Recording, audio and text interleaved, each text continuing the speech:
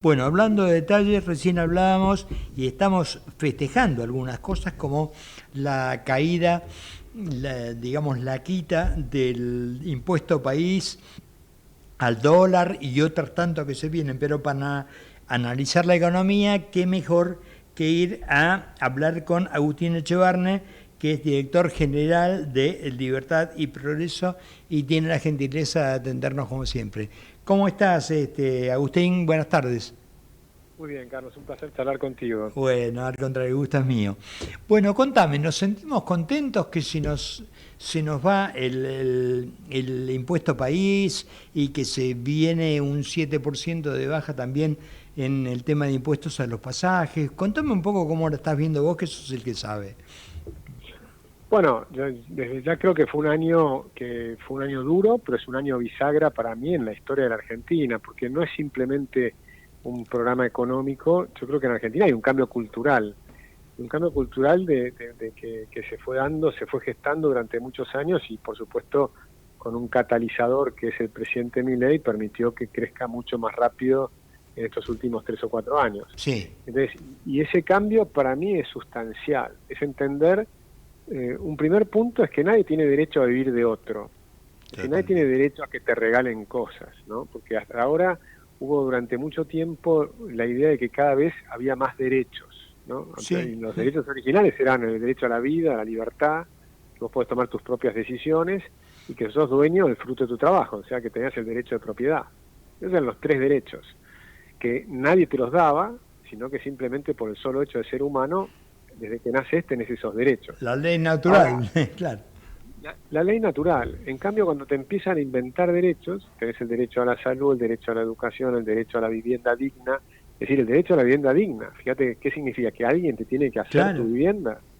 ¿Eso qué significa? Vos tenés derecho a esclavizar a otra persona para que construya tu vivienda. tal cual. Eso no puede ser un derecho. El derecho es a que vos puedas trabajar, te ganes la plata y puedas construir tu vivienda, ¿no? O alquilarla o hacer lo que fuere. Pero Pero digamos, Agustín, fíjate que la deformación en lo que es el pensamiento de la gente llegó a tal extremo que cualquier señora, inclusive hasta ni siquiera argentinos, se te paraba y te decía, tengo 5 hijos y necesito, me tienen que dar una casa. Y yo decías, hola, ¿de dónde? bueno, es que claro, ahí vino, todo eso empezó con la idea de los derechos de los necesitados, Claro, y donde decía Evita, donde hay una necesidad, hay un derecho. Ahora, si todas tus necesidades son derechos, ¿quién los paga? claro. Y ahí empezaba el problema.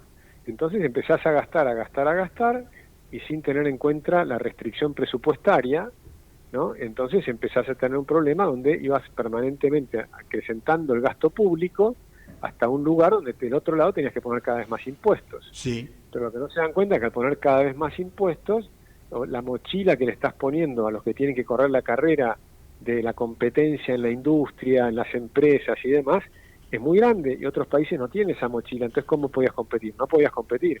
Entonces nacía el proteccionismo y ahí te protegías y hacías barreras para que no puedas competir con los chinos, que son muy eficientes, porque tienen salarios muy bajos, y tampoco podías competir con los europeos porque son muy eficientes, porque tienen máquinas, o los americanos pues son muy eficientes porque tienen máquinas, procesos, inteligencia artificial.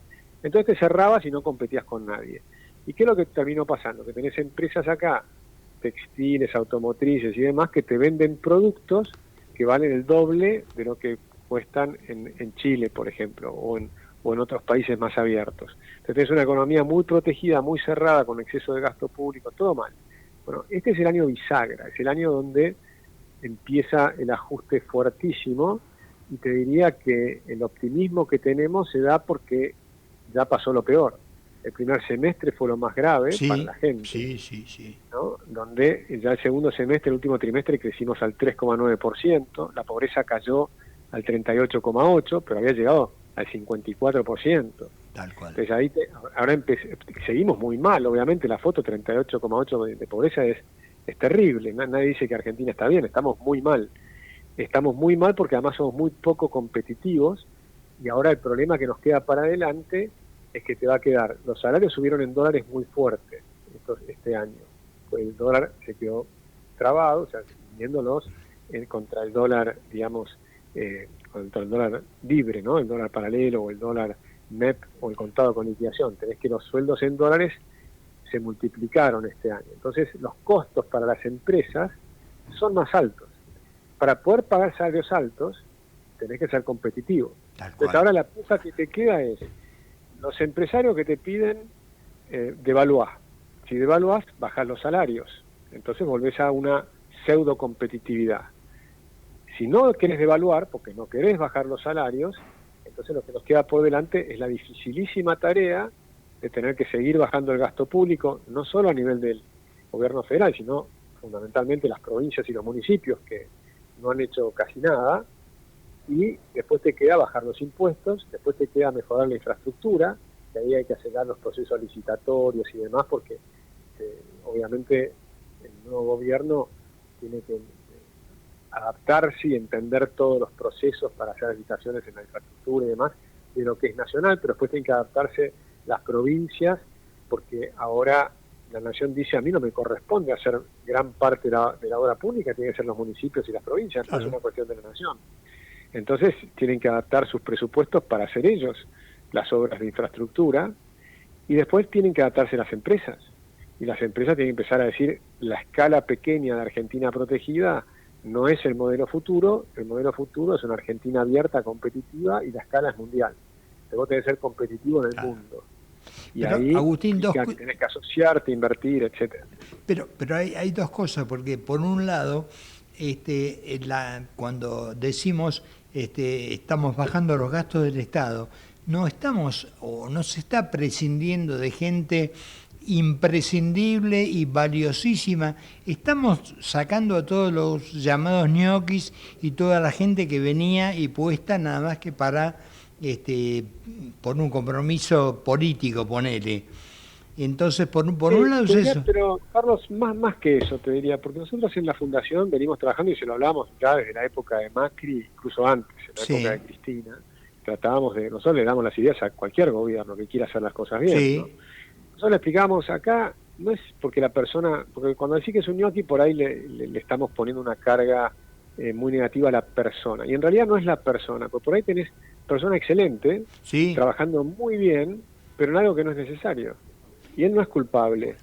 Lo que es culpable es el que diseñó eso que no era necesario. Si vos inventás un trámite que no es necesario, por ejemplo, pongamos un caso, ponemos una ley que obligue a grabar las partes de los autos. Es la ministra de Seguridad, que hace años viene diciendo, Patricia Bullrich, que eso no sirve para nada. No. Entonces es un trámite que es absolutamente inútil. Entonces por ahí la persona que está grabando las partes es un perfecto, buenísimo empleado, pero la tarea que está haciendo es inútil. Entonces la productividad es cero, pero no porque sea un mal empleado, la productividad es cero porque la tarea es inútil. Entonces hay que eliminar la tarea. Al eliminar esas tareas, toda esa gente quedaba en disponibilidad y son las que después tienen que pasar al sector privado, pero no necesariamente porque todos ellos sean ñoquis o malas personas, no, de ninguna manera. Simplemente el Estado estaba haciendo cosas que no tenía que hacer. Y por otro lado, digamos, independientemente... Además está lo que vos decís, ¿no? Que se utilizaba el Estado para generar puestos políticos. Todo eso también es cierto. Pero lo que quiero decir es que no solo eso, sino que había mucha gente que el Estado se agigantó, hacía un montón de cosas que no tenían ningún sentido. Y eso es lo que están emprolijando. Y falta muchísimo. Eso es la motosierra. Y queda para el año que viene la motosierra profunda. Esto va a continuar. A nivel federal van a seguir bajando el gasto, van a seguir bajando impuestos, y falta que lo hagan las provincias y los municipios. Ese es el punto importante. Claro, ahora, en la medida de que esto se va dando, de que cuando bajás el gasto lo devolvés tal como dijo el presidente Milei, empezás a bajar impuestos, es como que empezamos en una carrera en la cual vamos en buen camino, ¿o no? Claro, porque ahora empezás a disfrutar la parte positiva, pero recién ahora, baja el impuesto país. Tal cual. Al bajar el impuesto país, empiezan a abaratarse los costos de los bienes importados, de los pasajes y demás. Uno va viendo y lo vas a ver en el bolsillo. Te empiezan a bajar los costos de algunos productos en el supermercado. Por ejemplo, la última semana es la primera semana que nos dio 0% de inflación en alimentos. Entonces, ya empezamos a tener algunos indicadores que están mostrando que la inflación, diciembre, que siempre es un mes que era un mes álgido, muy complicado y demás, este mes, el diciembre del año pasado, fue 25,5% la inflación minorista y 54% la inflación mayorista, en un solo mes. Claro. Ahora nuestra proyección de libertad de progreso es de 2,7% la inflación para este mes.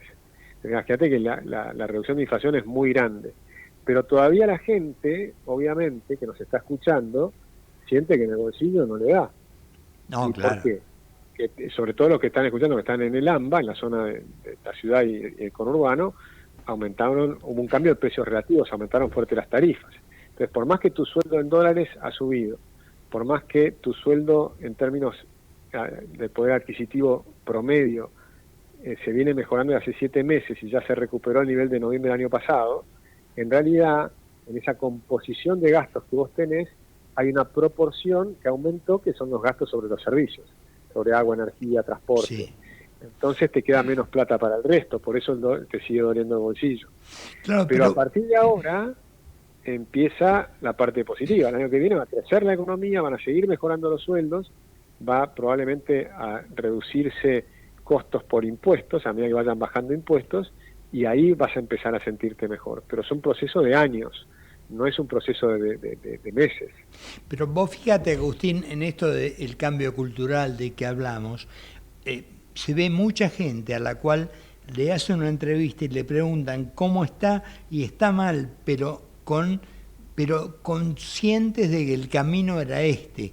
No me está yendo mal, pero tengo la esperanza porque veo, o sea, gente que podría simplemente quejarse, decir que vuelva Cristina, pero te dice, no, estoy apretado, no llego, me cuesta, que yo, pero vamos en el buen camino. Ese es el cambio cultural, es el cambio cultural. Ese es el cambio cultural, es aceptar que va a ser un camino difícil, pero que hay que hacer. Porque el resultado va a ser espectacularmente positivo, pero va a tardar años. Entonces hay que mantener este rumbo. Y el año que viene es un año crucial porque es el año electoral. Exacto. Y ahí yo creo que le va a ir bien al presidente, porque va a mostrar que la inflación va a ser todavía mucho menor que ahora. Cuando llegue a octubre del año que viene, la inflación va a estar en 0, algo, entre 0 y 1% mensual. Entonces vas a tener una inflación mucho menor, vas a tener una economía que está creciendo, vas a tener sectores que van a estar complicados, porque sí va a tener problemas de adaptación del sector textil, hay varios sectores, porque cuando vos querés tener salarios altos en un país, entonces no puedes competir pensando que vas a tener salarios bajos, tienes que adaptarte. Claro. ¿Cómo hizo Europa para competir en el sector textil? Porque tienen empresas que compiten en el sector textil muy exitosas, como Benetton, como Zara, pero lo que hicieron es concentrarse en el diseño, en la creatividad. Entonces, muchas veces incluso tienen fábricas en Bangladesh, en China, donde fuere, pero vende Zara, y el dueño de Zara pasó a ser de los más ricos del mundo. Llegó en un momento a ser el número 1 del mundo en riqueza, en el sector textil. O sea que podés competir y podés crear valor y podés ser exitoso en el sector textil. Lo que no podés es ser exitoso haciendo lo mismo que hacías hace 30 años. No, y además de eso, digamos, como evolución, que lo comparto, pero además de eso, acostumbrado a vivir cazando en el zoológico, siempre el apoyo. Exacto, y la devaluación. Y la devaluación, claro. Cada vez que se te ponía medio complicado, te devaluaban, y al devaluarte te bajaban los salarios. Entonces, claro, cada vez que tenía problemas la Argentina, devaluabas. Entonces, ¿qué pasaba? Que la Argentina empezó teniendo 4% de pobreza, devaluás, pasás al 6, pasás al 8, pasás al 10, al 20, al 54. Tal cual. O sea, con cada devaluación vos te vas haciendo cuando la gente creía que Kirchner hizo un buen gobierno. No, Kirchner lo que heredó fue una devaluación gigantesca que destruyó los salarios, y entonces las empresas ganaban plata y el costo del Estado es muy bajito porque eran los salarios. Y además no pagaban los intereses. Pero como no pagaban los intereses, tenía superávit fiscal. Sí, o sea, ese tema de los superávit gemelos de Néstor Kirchner fueron mentirosos, porque en realidad tenías un superávit no porque habías hecho las cosas bien, sino porque habían bajado los sueldos por la devaluación, y que el otro superávit, que era el superávit que tenías de cuenta corriente y demás, que era porque no pagaban los intereses. Y tenías el viento de cola de la soja. El tercer factor, exactamente, el tercer factor fue el viento de cola de la soja, que se multiplicó de 150 a 600, se multiplicó por 4, desde la época de la Rúa a la de Néstor Kirchner. Exactamente. Bueno, y después con Cristina. Pero digamos que ahora no, ahora con una soja cayendo, pues las sojas valen bastante menos que el año pasado, sí. ¿no? Con tasas de interés que han subido, ahora empezaron a bajar un poquitito, pero venían subiendo los últimos 3 años, las tasas de interés internacionales, es decir que, y en lugar de devaluando, hubo una devaluación inicial que sí, en el primer trimestre por supuesto pegó muy fuerte, pero ahora, revaluándose los salarios, seguís manteniendo el superávit fiscal. Eso es lo que es muy importante entender. Y el superávit fiscal, cuando empieza la recuperación de la economía, empieza el aumento de la recaudación, con lo cual te va a sobrar plata. Claro. Y esa plata que te sobra te la tienen que devolver bajando impuestos. Y ese es el círculo virtuoso que tenemos que ver en los próximos años. Cada vez menos impuestos, los menos impuestos te hacen más competitivo, te permiten agrandar la torta, tenés más plata en el bolsillo, genuina, no porque te regalan, sino porque no te la quitan, que no es lo mismo. No, ¿no? claro. Y entonces ahí empezás a tener un círculo virtuoso que la economía crece más rápido. Y por eso la Argentina puede crecer al 5% anual muchos años. Qué bueno. Agustín, yo hoy decía que con este primer año de Javier Milei lo asociaba a el hijo de Tiger Woods, Charlie Woods, que hizo hoyo en uno, ¿viste? Nadie lo esperaba. Es una cosa dificilísima de hacer y lo hizo, y bueno, que en un año Argentina haya cambiado como cambió, pero ¿alguien la imaginaba en un año esto? Nadie.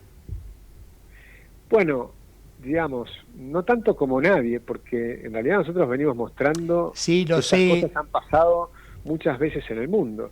Pero nosotros decíamos, esto no es una utopía, pues siempre nos decían, lo que ustedes dicen es una utopía. Nosotros decíamos, no es una utopía, es lo que hizo Irlanda, es lo que hizo en su momento Nueva Zelanda, Singapur, Hong Kong, Taiwán. Tenés muchos países que hicieron este tipo de transformaciones. Nueva Zelanda fue en la década de los 80, sí, con Ruth Richardson, fue espectacular. Así que estos procesos han ocurrido. Lo que tal vez uno podría decir, bueno, pero ¿cómo va a pasar esto en Argentina? Bueno, pero en realidad en Argentina, yo creo en esa idea del día de la marmota. ¿Te acordás la película de Bill Murray? Sí. Se despertaba todos los días a las 6 de la mañana y era el mismo día que lo repetía permanentemente. Bueno, nosotros repetimos permanentemente el ciclo, por ejemplo, de los golpes militares. Y en el año 1930 hasta 1983 repetíamos el círculo de los golpes militares, un gobierno populista, después un golpe militar, un gobierno populista, y veníamos con ese circuito. Hasta que nos dimos cuenta que no había que hacer golpes militares, pero nos llevó un montón de tiempo, desde el 30 hasta el 83. No, yo me refería, ¿sabés qué me refería, Agustín? Más al tiempo, no a que era imposible hacerlo, porque yo nací en un hogar liberal, soy liberal de toda la vida, sé que se puede, pero me refiero al tiempo, que en un año esto haya avanzado tanto, no sé, no era para gente muy, pero muy optimista, ¿no? Sí, bueno, nosotros hicimos un estudio que estimamos que podíamos subir hasta 90 posiciones en libertades económicas. Mirá. En el primer año. Y ahora el estudio que acabamos de hacer, estimamos que subimos 61 posiciones, o sea, subimos menos de lo que pensamos que podíamos subir. Y porque este es un proceso, va a continuar. Todavía Argentina sigue siendo un país reprimido. Claro. Por eso miramos las instituciones y no miramos solo el resultado fiscal o el resultado de, digamos, de la recuperación de la economía, que sí fue muy fuerte ahora, este último 3,9% está arriba de lo que nosotros pensábamos. Pero nosotros miramos las instituciones, porque eso es lo que va a quedar de largo plazo. ¿Cuántos impuestos tenemos? ¿Cuánto logramos bajar? Ahora eliminamos el impuesto a la transferencia de viviendas, bajamos el impuesto país, pero faltan muchas cosas. Hay que hacer algo en las provincias porque el ingreso bruto es espantoso. Hay que bajar las retenciones porque el agro va a tener problemas con este tipo de retenciones con la moneda fuerte. Hay que salir del cepo. O sea, hay un montón de cosas que todavía que faltan por hacer. Creo que el año que viene va a ser un año de aumento de todas estas reformas importantes. Y después te van a quedar todavía, para más adelante, reformas que también son muy importantes y que se ha avanzado poco y nada, como la revolución educativa que necesita Argentina. La educación sin educativa es un desastre. Totalmente. El sistema de salud hay que mejorarlo muchísimo. Tenemos un problema de un 25% de pobreza estructural. Pues vamos a bajar rápido la pobreza hasta llegar al 25% probablemente. Pero ese 25% de pobreza estructural, que no es simplemente un número porque por ahí le das un subsidio, entonces está arriba de la línea de pobreza. La pobreza es pobreza cultural, pobreza en amigos, pobreza en familia, pobreza en un montón de temas, es multidimensional, ¿no? Y esa pobreza...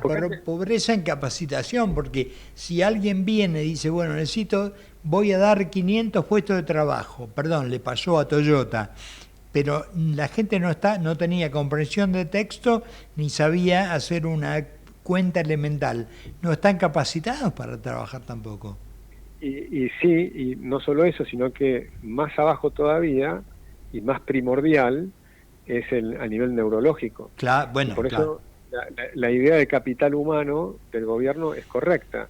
El capital humano, lo más importante son los primeros 5 años de vida, incluso antes de entrar a la escuela. Y ahí se ha gastado muy poco dinero y se ha hecho muy mal. Y como has destruido a las familias, porque a las familias las destruís al darles plata. Por ejemplo, esto que pasó ahora, que se empieza a ver que el 80% de las pensiones por invalidez son truchas, y viene una persona que cobraba por no tener un brazo y resulta que tiene los 2 brazos, y algunos dicen, sí, mi ley hace milagro, le creció el brazo. No le creció.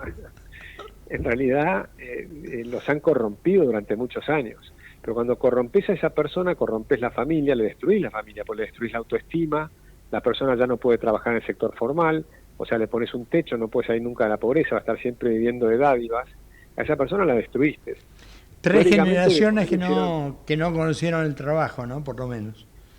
Y eso va a ser bien difícil de cambiar. Entonces yo digo, va a ser un proceso, ¿no? Yo creo que hay que seguir pensando que es un proceso difícil, arduo, que vamos a tener que trabajar mucho, que va mostrando resultados, que eso es lo importante, pero tampoco hay que ser triunfalista, me parece, ¿no? Porque creo que el proceso es duro y hay mucha gente que está escuchando que está pasando esa dureza. Obvio. Entonces hay que comprenderlo, me parece que tenemos que es necesario hacerlo. Pero sí es importante entender que se está haciendo bien, que se está yendo por el camino correcto. Eso es lo que para mí es clave de comprender. Tal cual. Agustín, te mando un abrazo, te deseo feliz Navidad junto a los tuyos y bueno, seguiremos en contacto. Igualmente, un abrazo enorme, Carlos, un gustazo. Hablamos con Agustín Yevarne, director general de Libertad y Progreso, profesor de economía, bueno, realmente una persona de las que ponemos acá únicamente los que saben mucho.